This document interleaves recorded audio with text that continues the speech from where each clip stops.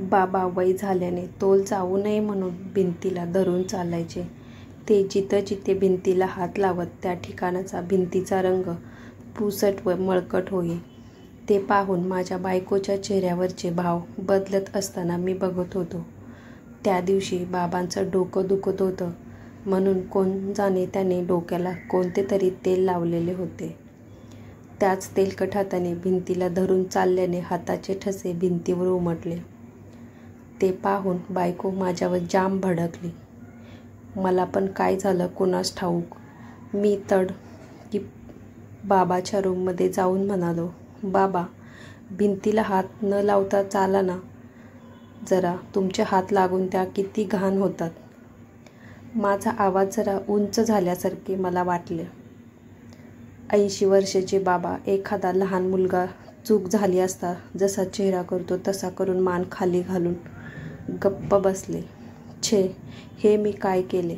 मी असं नको म्हणायचं होतं असं वाटायला लागलं. माझे स्वाभिमानी बाबा तेव्हापासून मौन झाले. त्यांनी भिंतीला धरून चालणं सोडून दिलं. पुढे 4 दिवसांनी ते असेच चालत असताना तोल जाऊन पडले.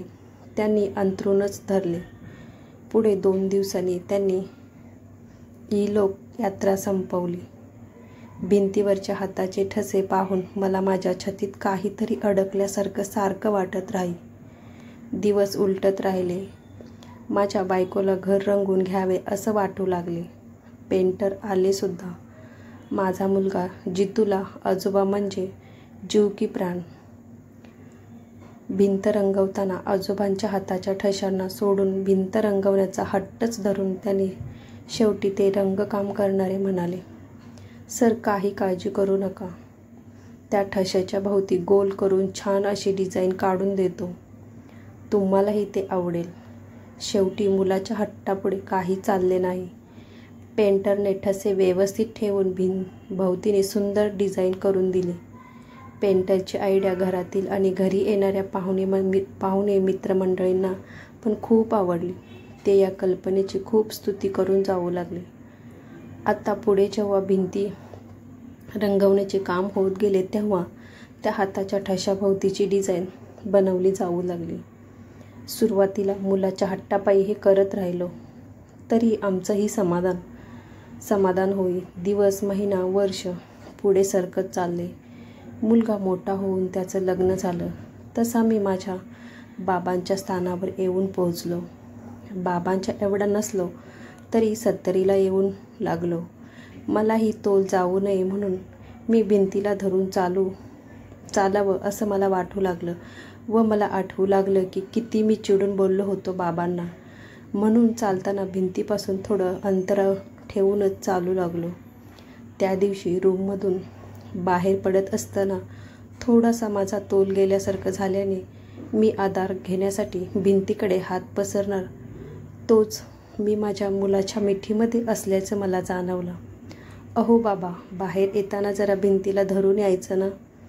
आत्ता तुम्ही पडता पडता थोडक्यात वाचलात. मुलाचे वाक्य कानावर पडले. मी जितूच्या तोंडाकडे पाहतच राहिलो.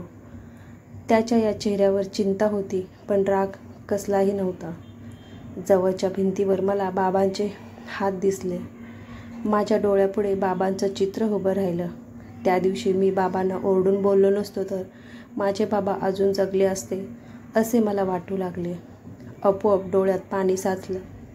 तेवढ्यात 8 वर्षाची माझी नात धावत आली.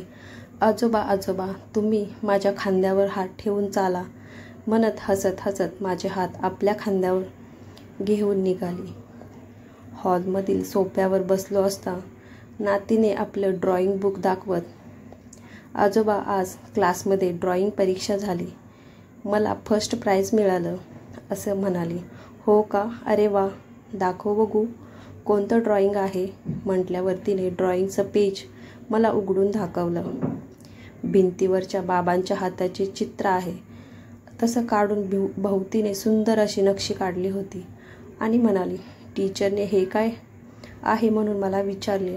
मी सांगितले की माझ्या बाबांच्या आजोबांच्या हाताचे चित्र आहे. आमच्या घरच्या भिंतीवर सुद्धा हे चित्र आहे. आम्ही कायमचं कोरून ठेवलं आहे. टीचर म्हणाल्या, मुले लहान असताना भिंतीवर रेघोट्या हातापायीचे चित्र काढत राहतात. मुलांच्या आईबाबांना त्याचं कौतिक वाटायला हवं. त्यामुळे मुलांवर त्यांचं प्रेमही वाढत राहतं.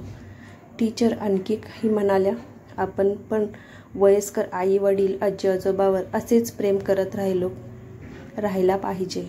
त्यांनी व्हेरी गुड श्रिया असं म्हणून माझे कौतुक केले. श्रिया आमची नात गोड गोड बोलत राहिली तेव्हा माझ्या नातीपुढे मी किती लहान आहे असं मला वाटू लागलं.